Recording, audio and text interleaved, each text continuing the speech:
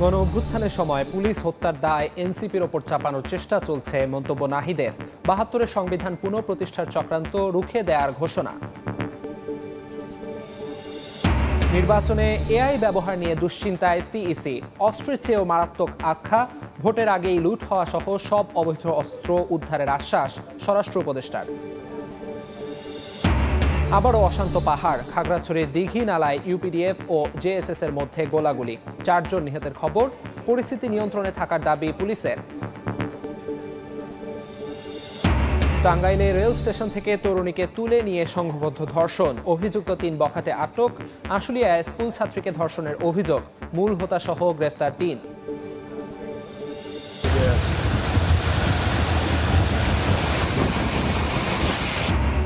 নিম্নচাপের প্রভাবে উপকূলে ঝড়ো হাওয়া, উত্তাল সাগর, ঢেউয়ের তোড়ে ভাঙছে তীর, বিভিন্ন স্থানে গুঁড়ি গুঁড়ি বৃষ্টি। নদ নদীর পানি বেড়ে প্লাবিত নিম্নাঞ্চল।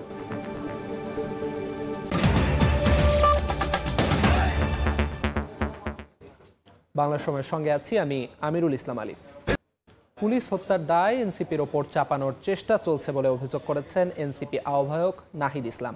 ৭২-এর সংবিধান পুনঃপ্রতিষ্ঠায় একটি মহল মাঠে নেমেছে অভিযোগ করে চক্রান্ত রুখে দেওয়ার হুঁশিয়ারি দিয়েছেন তিনি। দুপুরে মৌলভীবাজারে জুলাই পদযাত্রায় অংশ নিয়ে কথা বলেন নাহিদ। অন্তর্বর্তী সরকারের কিছু কর্মকাণ্ডের সমালোচনা করেন অন্য নেতারা। জাতীয় নাগরিক পার্টি এনসিপিকে সারা দেশে ছড়িয়ে দেওয়ার পাশাপাশি নতুন বাংলাদেশ বিনির্মাণের আকাঙ্ক্ষা তুলে ধরে জেলায় জেলায় ছুটছেন কেন্দ্রীয় নেতারা। শনিবার মৌলভীবাজারে জুলাই পদযাত্রায় ঢল নামে মানুষের।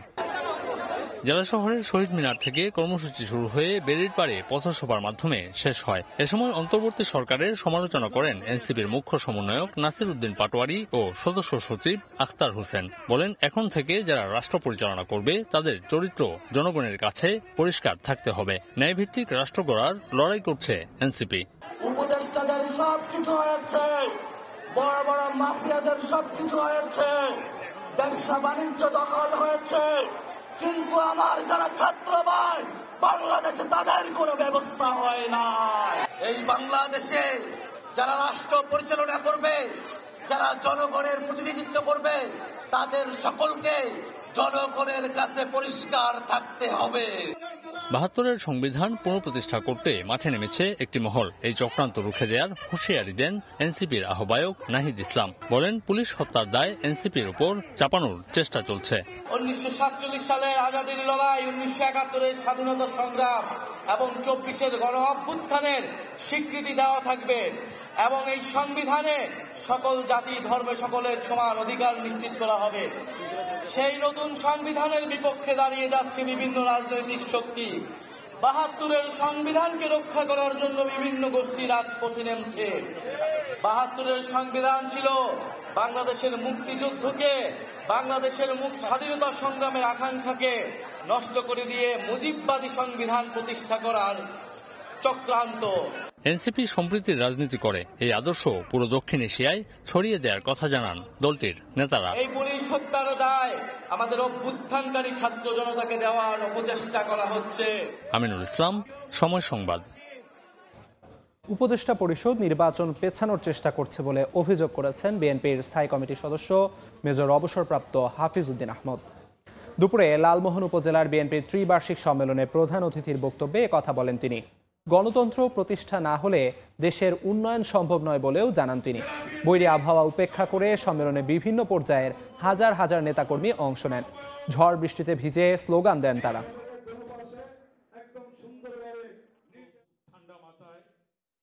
নির্বাচন ছাড়া কিভাবে গণতন্ত্র প্রতিষ্ঠিত হবে? কিন্তু আমরা লক্ষ্য করছি অত্যন্ত উদ্বেগের সাথে এই যে উপদেষ্টা পরিষদ, তারা নির্বাচন পিছানোর দিকে তাদের চেষ্টা, তাদের মনের গোপন ইচ্ছা যে এই সরকার ৫ বছর কমসে কম থাকুক। কিন্তু এই সময়ের মধ্যে অর্থনীতি কমেই নিচের দিকে নেমে যাচ্ছে। আহতদের চিকিৎসা পর্যন্ত দিতে পারেন না। রাত ৩টার সময় ঘোষণা দেয় আগামীকালকে পরীক্ষা পোস্টপোন হলো। রাত ৩টায় কে শুনবে? আগামী নির্বাচনে কৃত্রিম বুদ্ধিমত্তা বা এআইকে বড় চ্যালেঞ্জ হিসেবে দেখছে নির্বাচন কমিশন। খুলনায় ইসির প্রস্তুতি ও করণীয় নিয়ে মাঠ পর্যায়ের কর্মকর্তাদের সঙ্গে মত বিনিময়ে কথা বলেন তিনি। এ সময় নির্বাচনের প্রতি জনগণের আস্থা ফিরিয়ে আনতে সবাইকে একসঙ্গে কাজ করার আহ্বান জানান সিইসি এএমএম নাসির উদ্দিন। আব্দুল হালিমের ছবিতে বেলাল হোসেন সজলের রিপোর্ট। ত্রয়োদশ জাতীয় সংসদ নির্বাচন সামনে রেখে প্রস্তুতি নিতে মাঠে নেমেছে নির্বাচন কমিশন। ভোটের আগে জেলার সর্বোচ্চ কর্মকর্তা থেকে শুরু করে উপজেলা পর্যায়ের কর্মকর্তাদের সঙ্গে করছেন মতবিনিময়। শনিবার সকালে খুলনার আঞ্চলিক নির্বাচন কর্মকর্তার কার্যালয়ে মতবিনিময়ের আগে সাংবাদিকদের সঙ্গে কথা বলেন প্রধান নির্বাচন কমিশনার এএমএম নাসির উদ্দিন। বলেন, নির্বাচন কমিশনের সবচেয়ে বড় চ্যালেঞ্জ হলো নির্বাচনের প্রতি ভোটারদের আস্থা ফিরিয়ে আনা এবং তাদের কেন্দ্রে নিয়ে আসা। নির্বাচন ব্যবস্থার উপরে মানুষের যে আস্থা ফিরিয়ে আনা, এটা একটা বড় চ্যালেঞ্জ আমাদের জন্য। সবচেয়ে বড় চ্যালেঞ্জ এটা। কিন্তু স্বচ্ছতা যদি এনশিওর করা যায়, মানুষের কাছে এটা গ্রহণযোগ্য হয়, এটা একটা আমাদের চেষ্টা থাকবে। এছাড়া সামাজিক যোগাযোগ মাধ্যমে অপপ্রচার ও কৃত্রিম বুদ্ধিমত্তা বা এআই একটি বড় চ্যালেঞ্জ আখ্যা দিয়ে তিনি বলেন, এটি আধুনিক হুমকি যা অস্ত্রের চেয়েও ভয়াবহ। সোশ্যাল মিডিয়া বলে একটা জিনিস যে বাইরেছে, এমনভাবে চলছে যে একজন একটা ফেসবুকে অপতথ্য দিল বা ভুল তথ্য দিল, একটু যাচাই বাছাই না করে আর 1000 লোকে শেয়ার করে দিল। এটা এই ইলেকশনে এই অ্যাবিউজ অফ এআই, এটা একটা আমাদের জন্য বড় চ্যালেঞ্জ হিসেবে দেখা দিয়েছে। এখন মডার্ন একটা যুগে এটা একটা মডার্ন থ্রেট আমি বলবো। এটা অস্ত্রের চাইতেও মারাত্মক। দেশি বিদেশি বিশেষজ্ঞদের নিয়ে কাজ করছি কিভাবে এটা অ্যাড্রেস করা যায়। সিইসি জানান, নির্বাচনকে সহিংসতা মুক্ত রাখতে ভোটের আগে অবৈধ অস্ত্র উদ্ধারে অভিযান চলবে। করতে তো হবে ইনশাআল্লাহ, আমি এতে ওয়াদাবদ্ধ। বেলাল হোসেন সজল, সময় সংবাদ, খুলনা। আগামী জাতীয় নির্বাচন সুষ্ঠু করতে ভোটের আগেই লুট হওয়া সহ সব অবৈধ অস্ত্র উদ্ধার করা হবে বলে জানিয়েছেন স্বরাষ্ট্র উপদেষ্টা জাহাঙ্গীর আলম চৌধুরী। দুপুরে নারায়ণগঞ্জ জেলা পুলিশ লাইন্স পরিদর্শন শেষে সাংবাদিকদের প্রশ্নের জবাবে একথা জানান তিনি। বলেন, জুলাই আন্দোলনে লুট হওয়া বিপুল সংখ্যক অস্ত্র এখনও উদ্ধার করা সম্ভব হয়নি, তবে নির্বাচনের আগেই অস্ত্রগুলো উদ্ধার করা হবে। জুলাই মামলার অগ্রগতির বিষয়ে উপদেষ্টা জানান, অধিকাংশ মামলায় অসংখ্য ব্যক্তিকে উদ্দেশ্যমূলকভাবে আসামি করায় তদন্তে বিলম্ব হচ্ছে। আমরা সব অস্ত্রগুলি এখনো উদ্ধার করতে পারি নাই। আমরা অস্ত্রগুলি উদ্ধার করার চেষ্টা করতেছি এবং আল্লাহ দিলে হয়তো ইলেকশনে আগে আরও অনেক অস্ত্র উদ্ধার হয়ে যাবে এবং ইলেকশনটা যেন আপনাদের সহযোগিতায়, জনগণের সহযোগিতায় ভালোভাবে হতে পারে, এই জন্য আমরা অবশ্যই চেষ্টা করব। আর ইলেকশনের কিন্তু এই আইন শৃঙ্খলা বাহিনী একটা স্টেক না, এটার মধ্যে সবচেয়ে বড় স্টেক হলো যারা ইলেকশনে অংশগ্রহণ করবে।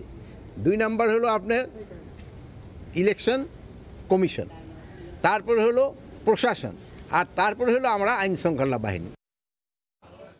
আবারও অশান্ত হয়ে উঠেছে পাহাড়। খাগড়াছড়ির দীঘিনালায় ইউপিডিএফ ও জেএসএস এর মধ্যে গোলাগুলিতে 4 জন নিহত হয়েছেন। শুক্রবার রাতে ইউপিডিএফ দলের সশস্ত্র গ্রুপ এবং জেএসএস দলের সদস্যরা দীঘিনালার জোড়া সিন্ধু কারবাড়িপাড়া এলাকায় মুখোমুখি হন। এ সময় আধিপত্য বিস্তারকে কেন্দ্র করে উভয় পক্ষের মধ্যে গোলাগুলির ঘটনা ঘটে। এতে অন্তত 4 জন গুলিবিদ্ধ হয়ে ঘটনাস্থলেই মারা যান, আহত হন বেশ কয়েকজন। এই ঘটনায় এলাকায় উত্তেজনা বিরাজ করছে। পুলিশ বলছে, আইন শৃঙ্খলা পরিস্থিতি নিয়ন্ত্রণেই রয়েছে। ইউপিডিএফ এবং জেএসএস নারায়ণগঞ্জে আধিপত্য বিস্তারকে কেন্দ্র করে দুই পক্ষের গোলাগুলির বিনিময়ে সেখানে 4 জন নিহত হয়। লাশ তারাই নিয়ে গেছে, লাশ আমরা পাই নাই, নাম ঠিকানা আমরা পাই নাই। দুই পক্ষ উত্তেজনাকর মুহূর্তে আছে, যে কোনো মুহূর্তে আবার তারা সংগঠিত হতে পারে এবং গোলাগুলি করতে পারে। টাঙ্গাইলে রেল স্টেশন থেকে তরুণীকে তুলে নিয়ে সংঘবদ্ধ ধর্ষণ করেছে বখাটেরা। জড়িত 3 জনকে গ্রেফতার করা হয়েছে। অন্যদিকে সাভারের আশুলিয়ায় স্কুল ছাত্রীকে ধর্ষণের অভিযোগ উঠেছে। এ ঘটনায় মূল হোতা সহ 3 জনকে গ্রেফতার করা হয়েছে। ঢাকা থেকে তরুণীর যাওয়ার কথা ছিল চট্টগ্রামে। বৃহস্পতিবার সন্ধ্যায় বিমানবন্দর স্টেশন থেকে ভুল করে উঠে পড়ে উত্তরবঙ্গগামী চিত্রা এক্সপ্রেসে। রাত 10টার দিকে ট্রেনটি টাঙ্গাইলের ঘারিন্দা রেল স্টেশনে থামলে ঘুম ভাঙে তরুণীর। ভুল গন্তব্যে আসার বিষয়টি বুঝতে পেরে ট্রেন থেকে নেমে যায় সে। ঢাকাগামী ট্রেনের জন্য প্ল্যাটফর্মে অপেক্ষা করছিল মেয়েটি। সে সময় 3 যুবক কৌশলে তাকে পাশের একটি বাগানে নিয়ে সংঘবদ্ধ ধর্ষণ করে। এক পর্যায়ে সেখান থেকে পালিয়ে এসে বিষয়টি জিআরপি থানায় জানায় ভুক্তভোগী। শুক্রবার সকালে অভিযান চালিয়ে অভিযুক্ত 3 বখাটেকে গ্রেফতার করে পুলিশ। ভুক্তভোগীকে পুলিশের হেফাজতে নিয়ে ডাক্তারি পরীক্ষা করা হয়েছে। জিআরপি পুলিশ এবং আমাদের থানার সহযোগী দুলাল মিয়া, সজীব এবং রূপু মিয়াকে গ্রেফতার করা হয়েছে। তো এখন আইনগত ব্যবস্থার প্রক্রিয়াধীন, আমরা এটার আইনগত ব্যবস্থার কাজ করতেছি।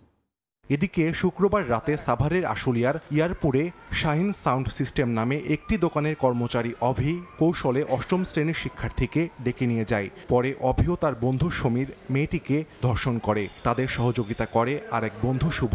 বিষয়টি জানালে তাৎক্ষণিকভাবে অভিযান চালিয়ে অভিযুক্ত 3 যুবককে আটক করে পুলিশ। পরে ভুক্তভোগীর করা মামলায় তাদের গ্রেফতার দেখানো হয়। সাহাল আব্দুল্লাহ আলভি, সময় সংবাদ। বাংলার সময় আরও থাকছে, গ্রিন সনদ নিতে ব্যর্থ শিপ ব্রেকিং ইয়ার্ড বন্ধের হুঁশিয়ারি নৌ উপদেষ্টার। পরিবেশের সঙ্গে উন্নয়ন সমন্বয়ে নতুন নীতিমালা তৈরির পরিকল্পনা। নিম্নচাপের প্রভাবে উত্তাল সাগর, উপকূল সহ দেশের বিভিন্ন স্থানে বৃষ্টির কারণে বিপাকে মানুষ। জোয়ারের কারণে নদ নদীর পানি বেড়েছে 2 থেকে 3 ফুট। প্লাবিত হচ্ছে নিম্নাঞ্চল। ফসলি জমি তলিয়ে যাওয়া সহ বসতবাড়িতে পানি ওঠায় চরম ভোগান্তিতে উপকূলবাসী।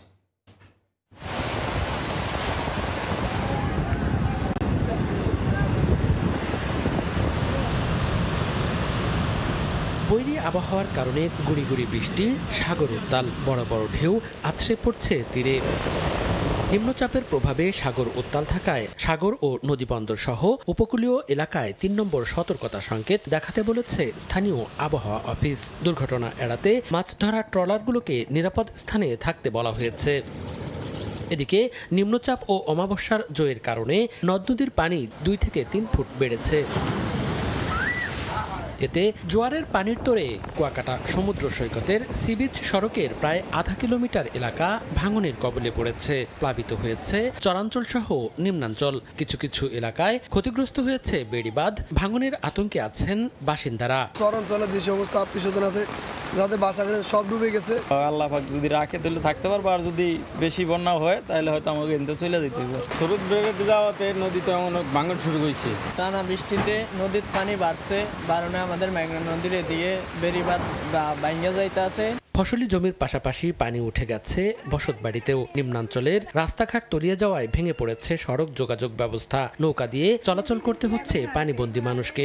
ঘরের ভিতরে পানি ঢুকার কারণে আমরা রান্নাবাড়ি করতে অনেক কষ্ট করতেছে মানুষে। কিছুতে পানিগুলো কোনো দিকে যাইতেছে না, এখন এই পানিগুলো সব ঘরের দিকে ঠেলা দিতেছে। এদিকে টানা বৃষ্টিতে অনেক শিক্ষা প্রতিষ্ঠানেও পানি ওঠায় ব্যাহত হচ্ছে পাঠদান। মনিরুজ্জামান প্রান্ত, সময় সংবাদ। মাইলস্টোন ট্র্যাজেডিতে নিহত গাজীপুরের সাইমা আক্তারের বাড়ি পরিদর্শনে গেছেন বিএনপির ভাইস চেয়ারম্যান আব্দুল আওয়াল মিন্টু। দুপুরে নগরীর বিপ্রবর্থা গ্রামে পৌঁছান তিনি। সেখানে 3য় শ্রেণীর ছাত্রী সাইমা আক্তারের পরিবারের সঙ্গে কথা বলেন। তাদের পাশে থাকার ঘোষণা দেন আব্দুল আওয়াল মিন্টু। পরে কবর জিয়ারত করা হয়। এ সময় গাজীপুর মহানগর বিএনপির নেতাকর্মীরা উপস্থিত ছিলেন।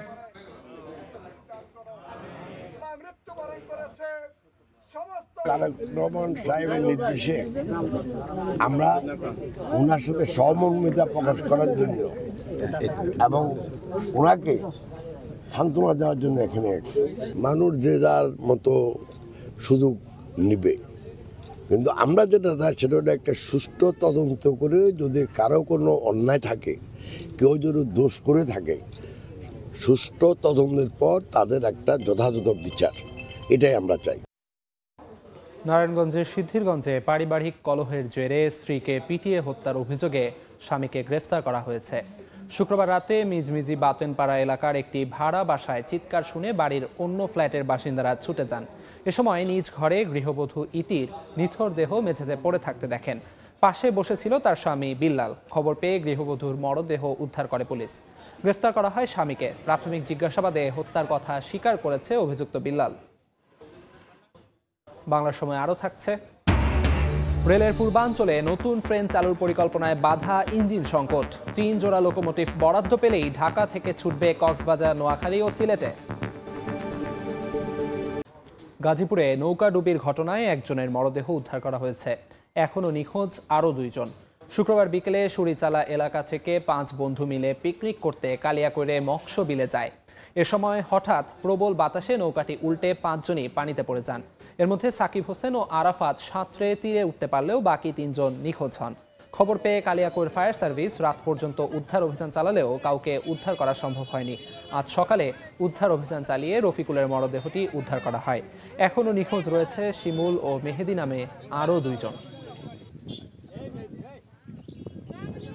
যেসব শিপ ব্রেকিং ইয়ার্ড গ্রিন সনদ নিতে পারবে না তাদের ব্যবসা গুটিয়ে নিতে হবে বলে হুঁশিয়ারি দিয়েছেন নৌ উপদেষ্টা এম শাখাওয়াত হোসেন।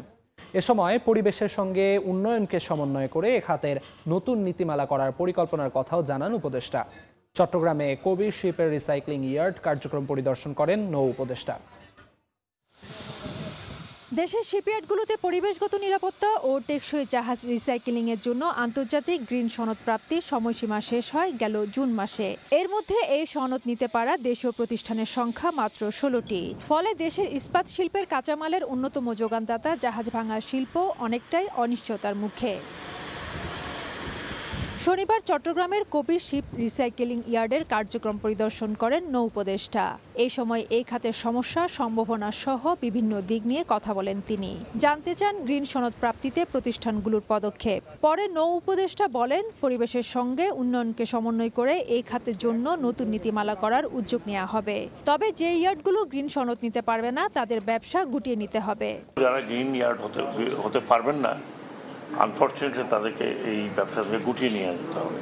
শিপইয়ার্ডগুলো আধুনিকায়নে আর্থিক সংকটের দাবি মালিকদের। সেই সঙ্গে সরকারি প্রণোদনা ছাড়া সবার পক্ষে গ্রিন ইয়ার্ড বাস্তবায়ন করা সম্ভব নয় বলে মনে করেন তারা। শিপটাকে রিসাইকেল করতে যা যা প্রসিডিউর আছে, স্টেপ 1, 2, 3, আউটার থেকে আসা, পরিবেশ দেখা, পরিবেশের ছাড়পত্র, কাটিং পারমিশন, এগুলো যেন সময় মতো টাইমলি হয়। সব লোনের ক্ষেত্রে বড় একটা বাধা তৈরি হয়েছে। তাদের রিকোয়ারমেন্টগুলো আমরা ফুলফিল করতে পারছি না, যার কারণে প্রায় 3 থেকে 3 ভাগের 2 ভাগ ইন্ডাস্ট্রি আমরা এখনো পর্যন্ত গ্রিনের পথে যেতে পারছি না। দেশে ছোট বড় শিপ ব্রেকিং ইয়ার্ডের সংখ্যা 50টির মতো। ফেরদৌস লিপি, সময় সংবাদ, চট্টগ্রাম। যাত্রী চাহিদা বাড়ায় রেলওয়ে পূর্বাঞ্চল গুরুত্বপূর্ণ রুটে বেশ কয়েক জোড়া নতুন ট্রেন চালুর পরিকল্পনা নিলেও ইঞ্জিন সংকটে তা বারবার আটকে যাচ্ছে। এ অবস্থায় লোকোমোটিভ বরাদ্দ পেলেই ঢাকা থেকে কক্সবাজার, নোয়াখালী এবং সিলেটে চালু হচ্ছে 3 জোড়া যাত্রীবাহী ট্রেন। সাখর টিপুর ক্যামেরায় বিস্তারিত জানাচ্ছেন কমল দে। মাত্র 2 বছর আগে চালু হওয়া ঢাকা, চট্টগ্রাম, কক্সবাজার রুটে বর্তমানে 8 জোড়া ট্রেন চালু করেও যাত্রী চাপ সামাল দিতে হিমশিম খাচ্ছে রেলওয়ে পূর্বাঞ্চল। এমনকি পর্যটক আনাগোনা বাড়তে থাকায় রেলওয়ের এই রুটটি সবচেয়ে লাভজনক রুট হিসেবে চিহ্নিত হয়ে আসছে। আরও ট্রেন আমাদের দরকার আছে, অন্তত আরও একটা ট্রেন আপাতত, পাশাপাশি আমাদের কার্গো ট্রেনও দরকার আছে। একই পরিস্থিতি ঢাকা নোয়াখালী রুটে। এখানে উপকূল এবং নোয়াখালী এক্সপ্রেস নামে 2টি আন্তনগর ট্রেন চলাচল করলো। যাত্রী চাহিদার তুলনায় তা একেবারে নগণ্য। প্রয়োজন আলোকে যে ধরনের রেল লাইন যাতায়াত ব্যবস্থা দরকার ছিল সেটি আসলে খুবই অপ্রতুল। সুবর্ণা এক্সপ্রেস এটা যেন দ্রুত চালু হয়। এই অবস্থায় জনবহুল এবং গুরুত্বপূর্ণ রুটগুলিতে একাধিক যাত্রীবাহী ট্রেন চালুর পরিকল্পনা নিয়েছে রেলওয়ে পূর্বাঞ্চল। যাত্রীবাহী ট্রেন মূলত কক্সবাজার রুটে চালাতে চাই। তাছাড়া আমাদের নোয়াখালী রুটেও ট্রেনের চাহিদা আছে, সিলেট বাউন্ড ট্রেনে আমাদের চাহিদা আছে। রেলওয়ের পূর্বাঞ্চলে বেশ কটি নতুন যাত্রীবাহী ট্রেন চলাচলের পরিকল্পনা নেওয়া হলো। প্রথম পর্যায়ে 3টি ট্রেন চূড়ান্ত করা হচ্ছে। রেলওয়ে পূর্বাঞ্চলে প্রতিদিন যাত্রী এবং পণ্য পরিবহনের জন্য 116টি ইঞ্জিনের প্রয়োজন হলো, বরাদ্দ মিলছে মাত্র 80টি ইঞ্জিন। ঢাকা সিলেট এটা টাঙ্গুয়ার এক্সপ্রেস, ঢাকা নোয়াখালী ছিল আমাদের সুবর্ণচর। আর আপনারা জানেন যে কক্সবাজারে আমাদের চাহিদা অনেক, তো সেখানেও আরও একটা ট্রেন চালানোর আমাদের চিন্তাভাবনা ছিল, কিন্তু ইঞ্জিনের ঘাটতি থাকার কারণে আমরা এই ট্রেনগুলো চালাতে পারছি না। রেলওয়ে পূর্বাঞ্চল বছরে 1.5 কোটির বেশি যাত্রী পরিবহন করছে। কমল দে, সময় সংবাদ, চট্টগ্রাম। নীলফামারীতে মাহরিন চৌধুরীর সমাধিতে শ্রদ্ধা জানিয়েছে বিজিবি। সকালে জলঢাকার বগুলাগাড়ি গ্রামে যান বিজিবির সদস্যরা। সেখানে মাইলস্টোন ট্র্যাজেডিতে নিহত শিক্ষিকা মাহরিন চৌধুরীর সমাধিতে ফুল দিয়ে শ্রদ্ধা জানান তারা। পরে 1 মিনিট নীরবতা পালন শেষে বিশেষ দোয়া করা হয়। নিহতের পরিবারের সদস্যদের সঙ্গে কথা বলেন বিজিবি সদস্যরা। বাংলা সময়ের শীর্ষ সংবাদগুলো জানিয়ে দিচ্ছি আরেকবার। গণ অভ্যুত্থানের সময় পুলিশ হত্যার দায় এনসিপির ওপর চাপানোর চেষ্টা চলছে মন্তব্য নাহিদের। ৭২-এর সংবিধান পুনঃপ্রতিষ্ঠার চক্রান্ত রুখে দেওয়ার ঘোষণা। নির্বাচনে এআই ব্যবহার নিয়ে দুশ্চিন্তায় সিইসি। অস্ত্রের চেয়েও মারাত্মক আখ্যা, ভোটের আগেই লুট হওয়া সহ সব অবৈধ অস্ত্র উদ্ধারের আশ্বাস স্বরাষ্ট্র উপদেষ্টার। এবং আবারও অশান্ত পাহাড়, খাগড়াছড়ির দীঘিনালায় ইউপিডিএফ ও জেএসএস এর মধ্যে গোলাগুলি, 4 জন নিহতের খবর। পরিস্থিতি নিয়ন্ত্রণে থাকার দাবি পুলিশের।